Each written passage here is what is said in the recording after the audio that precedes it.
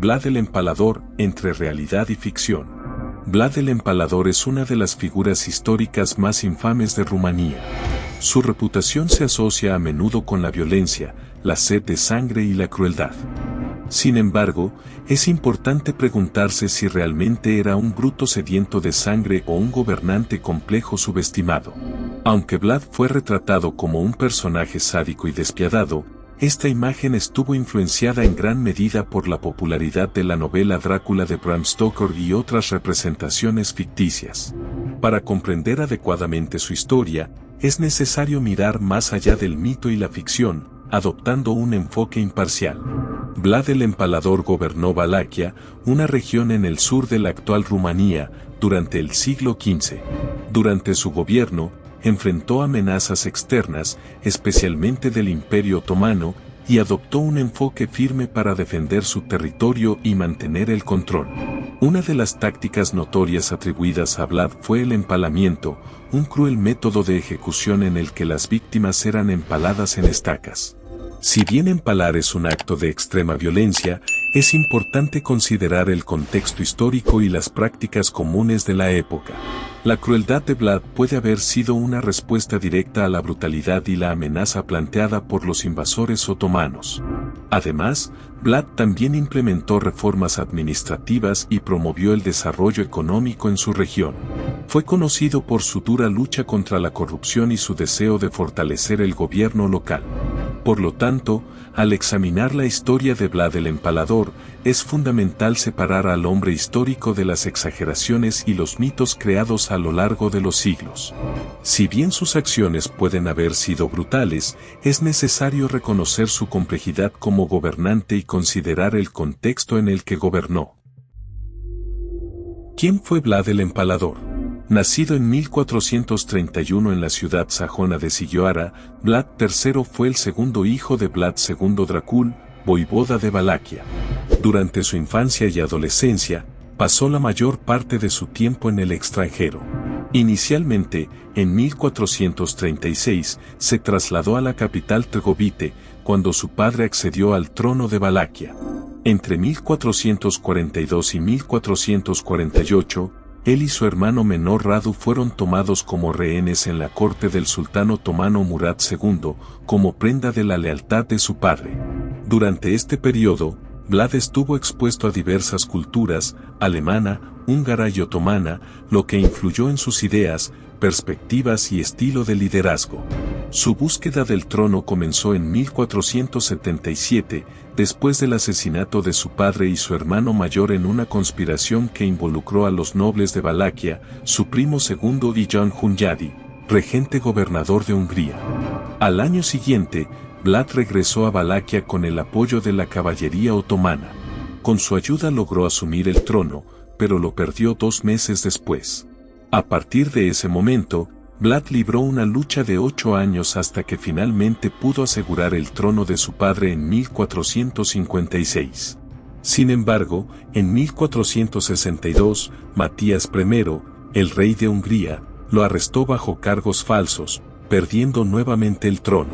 Tras recuperarlo, en 1474, Vlad fue asesinado. Hecho.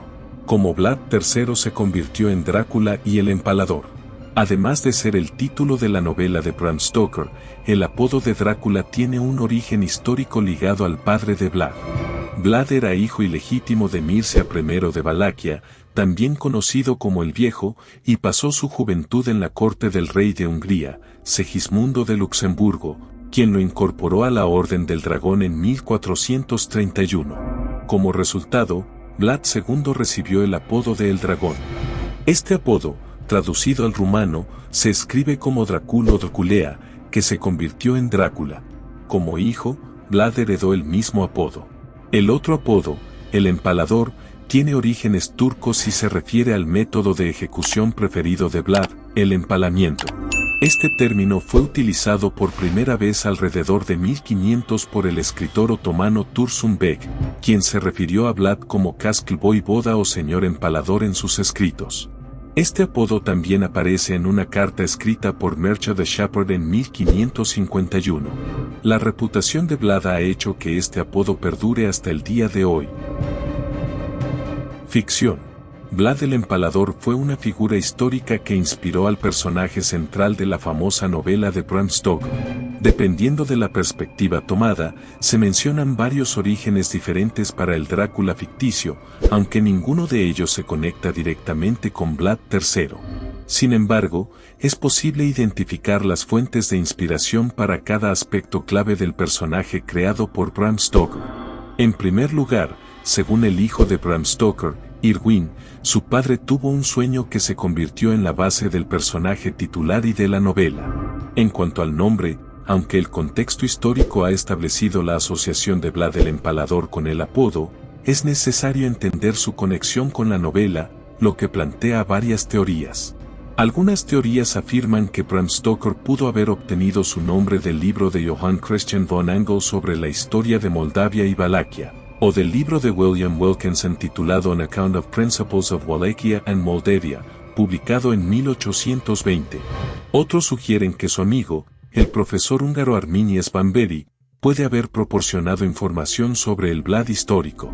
La naturaleza vampírica y cruel del Drácula ficticio se puede atribuir tanto a los dos libros antes mencionados como a varios grabados sajones del siglo XV presentes en la Biblioteca Real de Londres, o Museo Británico, que representan a Vlad el Empalador como un monstruo sediento de sangre. Varias escenas de la novela confirman esta conexión, especialmente cuando Drácula está en conflicto con los turcos y su representación física coincide con la imagen de Vlad el Empalador. Además, el acto de clavar una estaca en el corazón de un vampiro, por ejemplo, puede haber sido inspirado por la historia de Vlad empalando a sus víctimas. El esquema de color rojo y negro característico de las prendas de Drácula también es una referencia a la Orden del Dragón. Todos los viernes, en celebración de la Pasión de Jesucristo, todos los miembros de la Orden vestían una capa negra sobre un abrigo rojo. Hecho. Vlad el Empalador es ampliamente reconocido como comandante militar y gobernante de gran importancia histórica. El reinado de Vlad siguió la tradición política establecida por otros gobernantes rumanos medievales como Mircea el Viejo y Esteban el Grande. Vlad se dedicó a proteger sus tierras y mantener su independencia. Lo que lo hace único es su educación integral e inusual. La primera fase de su educación comenzó cuando se mudó a Trgovite, donde eruditos griegos o rumanos, contratados en Constantinopla, le enseñaron a él y a su hermano menor las artes clásicas, la filosofía y el arte de la guerra. La segunda fase tuvo lugar en la corte otomana, con el objetivo de formarlos según la cultura otomana, para que cuando llegaran al poder en Valaquia no se rebelaran contra el imperio. Lo que sabemos sobre su gobierno se basa en relatos e historias de segunda mano. Según estos relatos, Vlad tomó medidas para desalentar y castigar el robo y la pereza. Fue el primer gobernante en integrar a la comunidad romaní en el ejército rumano y aseguró una conducta justa en el comercio. Después de asumir el trono de Valaquia, Vlad el Empalador participó en varios conflictos importantes en el siglo XV, consolidando su papel como protector de sus tierras y de la cristiandad. En 1459, el Imperio Otomano conquistó Serbia y la convirtió en un pasalik. Esto llevó al Papa Pío II a organizar una cruzada contra los otomanos. Consciente de la amenaza otomana y sus limitaciones militares, Vlad aprovechó la oportunidad y se unió a la campaña del Papa.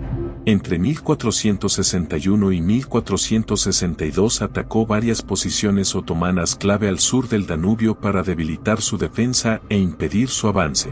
En respuesta a la campaña de Vlad, los otomanos invadieron Valaquia liderados por el propio sultán en junio de 1462. Debido al gran tamaño del ejército otomano, más de 100.000 soldados, Vlad necesitaba utilizar una estrategia que neutralizara esta ventaja. Organizó un ataque nocturno mientras el enemigo acampaba cerca de Trgovite. Aunque no pudo matar al sultán, Vlad causó suficiente caos para detener el avance enemigo. Ficción. Vlad el Empalador era conocido por su brutalidad y falta de escrúpulos. La crueldad y la violencia asociadas con Vlad el Empalador, que lo hicieron infame, exige una mirada más cercana. Es importante entender que, dentro del contexto en el que gobernó, estas medidas extremas se consideraron necesarias para asegurar su reinado y proteger sus tierras. Así que no deberíamos verlo simplemente como un bruto irracional. Para tener una imagen más completa, es necesario examinar sus acciones como gobernante, diplomático y comandante militar. La reputación de Vlad el Empalador como gobernante despiadado proviene, en parte, de su estilo de liderazgo autoritario. Como se mencionó anteriormente, era conocido por imponer castigos estrictos para combatir la vagancia y el robo. Estos castigos iban desde medidas menores hasta la tortura y el empalamiento. Con el tiempo, estos incidentes se convirtieron en la base de las historias que se difundieron después de su arresto y muerte. Otra fuente de su infamia está relacionada con su relación con los nobles de Valaquia. Vlad nunca perdonó el hecho de que habían asesinado a su padre y hermano. Entonces, tan pronto como recuperó el trono en 1456, los castigó por ello. Para evitar riesgos futuros, tomó una postura estricta ante cualquier sospecha de traición. Naturalmente, los nobles tomaron represalias difundiendo falsos rumores y conspirando para derrocarlo. Consiguieron persuadir al rey de Hungría, Mátyas I, de que Vlad buscaba aliarse con el sultán a través de una carta falsa. Como resultado, el voivoda de Valaquia fue encarcelado en Visegrad. Vlad murió luchando contra los nobles después de recuperar el trono en 1474. Durante el encarcelamiento de Vlad, la noticia de su supuesta traición se extendió por toda Europa, impulsada aún más por su reputación. Se convirtió en el tema de varias pinturas, donde fue retratado como Poncio Pilato o como Egeo, el procónsul romano de Patras presente en la crucifixión de San Andrés. Además, es el tema de un poema escrito por Maccabi Hims titulado Historia de un déspota llamado Drácula, voivoda de Valaquia. La forma en que Vlad el Empalador manejó los asuntos diplomáticos también contribuyó a su infamia. Desde sus primeros viajes, notó que Valaquia era vista como una posición frágil en toda Europa. Así que estaba dispuesto a exigir el respeto que creía que merecía cuando los diplomáticos extranjeros visitaran su corte. Hay varias leyendas que describen incidentes de este tipo. Por ejemplo, recompensó generosamente a un diplomático húngaro por su actitud respetuosa, mientras que se colocó un turbante de diplomático otomano en su propia cabeza a modo de reprimenda. En cuanto a las cuestiones militares, es necesario considerar la realidad de Valaquia en el siglo XV. Su ejército era relativamente pequeño y constaba del pequeño ejército, 10.000 a 12.000 soldados, y el gran ejército, 40.000 soldados, en su mayoría mercenarios. Durante este periodo, el Imperio Otomano, la principal amenaza para Europa, podía enviar fácilmente hasta 100.000 soldados a cualquier batalla. Ante esta desventaja, Vlad y otros líderes tuvieron que encontrar estrategias para compensar esta disparidad. Tales estrategias explotaron las ventajas del terreno, como en la batalla de Robine, 10 de octubre de 1394 a 17 de mayo de 1395, con el uso de pantanos. En la batalla de Vaslui en 1475 con la niebla y en el ataque nocturno de Vlad a Trgovite en 1462 con un ataque sorpresa. En el caso específico de Vlad, utilizó el empalamiento como arma psicológica para socavar la determinación del enemigo. Esta estrategia se empleó con éxito durante el enfrentamiento final después de la batalla de Trgovite. ¿Qué te pareció el video de hoy? ¿Ya sabías algo de Vlad? ¿Qué te impresionó más? Comenta con el agente tu opinión sobre este tema. Si crees que fue un mito, escribe en los comentarios, Vlad es un mito. Pero de lo contrario escribe, Vlad fue terrible. Y si te gustó este video y aún no te has suscrito a nuestro canal, hazlo y haz clic en la campana para no perderte ninguno de los videos intrigantes que publicamos cada semana. Y si quieres disfrutar y aprender un poco más, no dejes de pinchar en alguno de estos vídeos que te proponemos. Recuerda que conocer el pasado es comprender el presente y prepararse para el futuro. Hasta el próximo video.